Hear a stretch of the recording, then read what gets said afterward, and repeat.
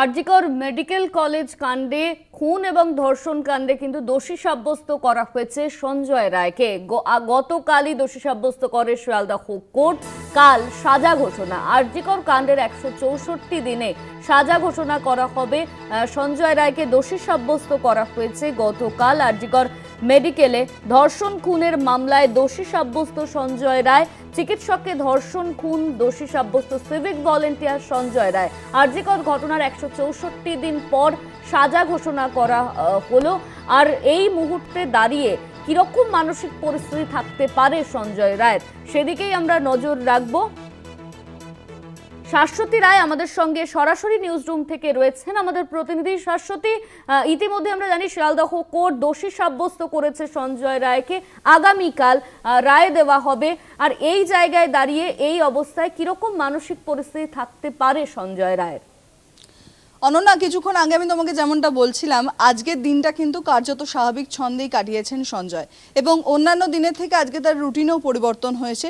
তার যে 6 নম্বর সেল সেটিকে আজকে দিনের সকালবেলা এবং বিকেলবেলা দুটি সময়ের জন্য খুলে দেওয়া হয় নির্ধারিত সময়ে, এবং সেই অনুযায়ী বলা যায় যে এই কদিনে তার যে রুটিন ছিল তার থেকে কিন্তু আজকের দিনটা একেবারে অন্যরকম।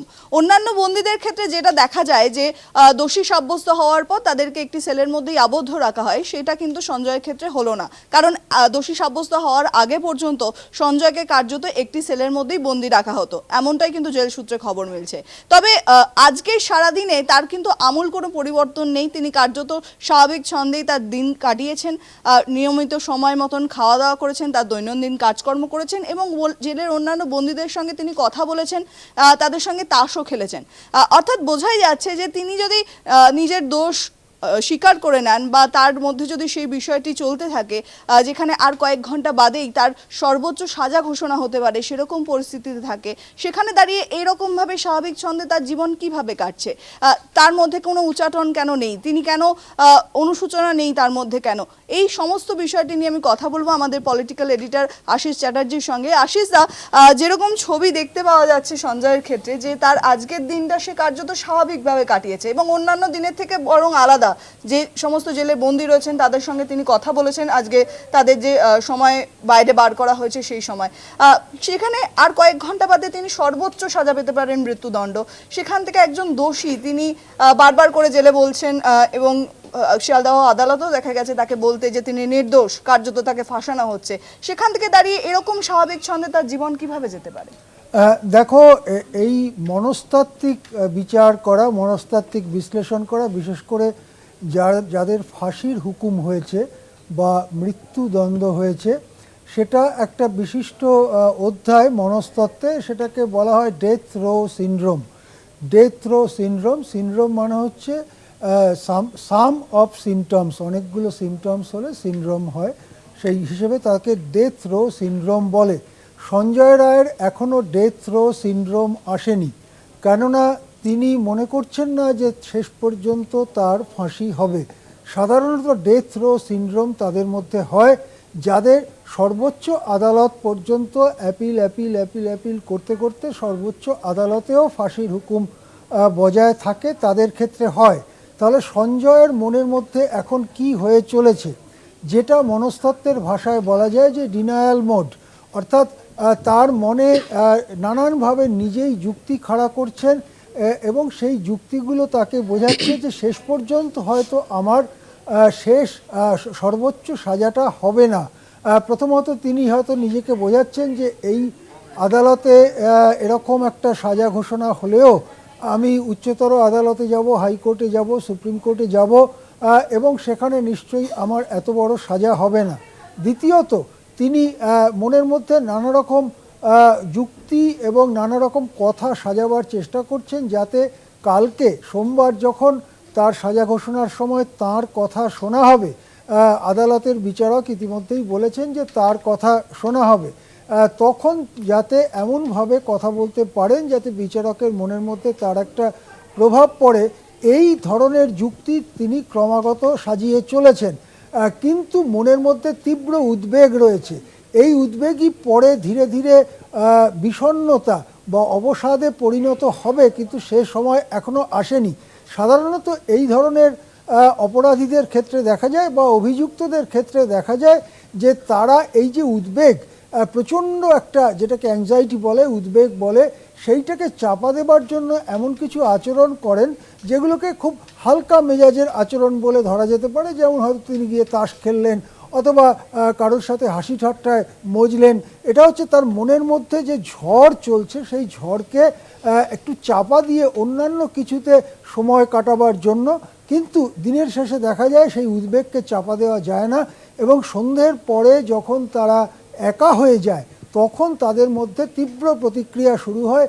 সেই তীব্র প্রতিক্রিয়ায় অনেক সময় তারা নিজের নখ দিয়েই নিজেকে আঁচড় দেন, তাদের ঘুম নষ্ট হয়ে যায়, রাত্রে ঘুম হয় না এবং তার আস্তে আস্তে চোখে মুখে সেই তীব্র উদ্বেগের ছাপ পড়তে থাকে এবং শেষ পর্যন্ত যদি তার মৃত্যুদণ্ড বজায় থাকে তাহলে এই উদ্বেগ থেকে অবসাদ এবং তার থেকে আরও জটিল ধরনের মানসিক অসুখ হতে পারে। আমরা জানি যে কয়েক বছর আগে একটি রায়ে সুপ্রিম কোর্ট মৃত্যুদণ্ডাজ্ঞা প্রাপ্ত অপরাধীদের মানসিক অবস্থা ইভালুয়েশন বা মানসিক অবস্থা মূল্যায়ন করবার একটা অর্ডার দিয়েছে। তাতে বলা হয়েছে যে তার লাস্ট অ্যাপিলের আগে তার মানসিক অবস্থার পূর্ণ মূল্যায়ন করতে হবে এবং সেটা করবেন সাইকিয়াট্রিস্ট এবং সাইকোলজিস্টরা। এই সাইকিয়াট্রিস্ট এবং সাইকোলজিস্টরা যে রিপোর্ট দেবেন সেটা যেন সর্বোচ্চ যেখানে আপিল করা হচ্ছে সেখানে পাওয়া যায়, তার দেখতে পারেন যারা আপিলের বিচার করবেন তারা যাতে দেখতে পারেন। সুতরাং সুপ্রিম কোর্টও এই ধরনের অপরাধীদের ক্ষেত্রে তার মানসিক অবস্থা বিচারের জন্য খুঁটিনাটি বড় রায় দিয়ে রেখেছেন এবং এই সব মিলিয়ে যে মানসিক অবস্থা তৈরি হয় তাকে বলা হয় death row syndrome. Shashwati, Ashish da, এখান থেকে আরেকটা প্রশ্ন জাগছে। এতদিন প্রায় 162 দিনে কালকে তিনি দোষী সাব্যস্ত হয়েছেন, সেখান থেকে হঠাৎ করে কালকেই শিয়ালদহ আদালতে বিচারকের সামনে তিনি চিৎকার করে ওঠেন যে তার গলায় একটি রুদ্রাক্ষের মালা ছিল, সেটা কি পাওয়া গেছে প্লেস অফ অকার থেকে? এই প্রশ্নটা তিনি হঠাৎ করে ছুড়ে দেন। এতদিন পর্যন্ত তিনি কিন্তু নিশ্চুপ ছিলেন এবং তিনি বারবার এক কথা বলেছেন তাকে কার্যত ফাঁসানো হচ্ছে, তিনি সম্পূর্ণভাবে নির্দোষ, এই অপরাধের সঙ্গে তিনি কোনোভাবে যুক্ত নন। হঠাৎ করে গতকালই কেন, যেদিন তিনি দোষী সাব্যস্ত হবেন, যেদিন বিচারক তাকে দোষী হিসেবে ঘোষণা করবেন, সেই দিনই এই ধরনের কথাগুলো তিনি তুলে ধরতে পারছেন কেন? এটা কি তার মানসিক অবসাদ থেকেই? না, দেখো, এই সময়তে আমি যেটা বললাম যে নিজের মধ্যেই নানা রকম যুক্তি সাজাতে থাকে যাতে করে বিচার প্রক্রিয়াকে নিজের মতো পথে নিয়ে যাওয়া যায়। সেই দিক থেকেই রুদ্রাক্ষের মালার কথাটি এসেছে। সঞ্জয় রায় যেটা বলেছে সেটা হচ্ছে তার নাকি একটা রুদ্রাক্ষের মালা ছিল এবং সেটি পুলিশ নিয়ে নিয়েছে তার কাছ থেকে, এরকমই শোনা যাচ্ছে। কিন্তু যদি তিনি ধস্তাধস্তিতে যুক্ত হয়ে পড়ে বা মারামারি হয় বা একটা মানুষকে খুন করার জন্য একজন ভার্সেস একজন যেহেতু হচ্ছে, নিশ্চয়ই দীর্ঘ ধাক্কাধাক্কি ধস্তাধস্তি ইত্যাদি হয়েছে, সেক্ষেত্রে তার বক্তব্য যে রুদ্রাক্ষের মালাটা ছড়িয়ে পড়তে পারত, কিন্তু সেই রুদ্রাক্ষের মালাটা আস্তই রয়েছে। এই কথাটার সত্যতা সম্পর্কে আমাদের কোনো ধারণা নেই।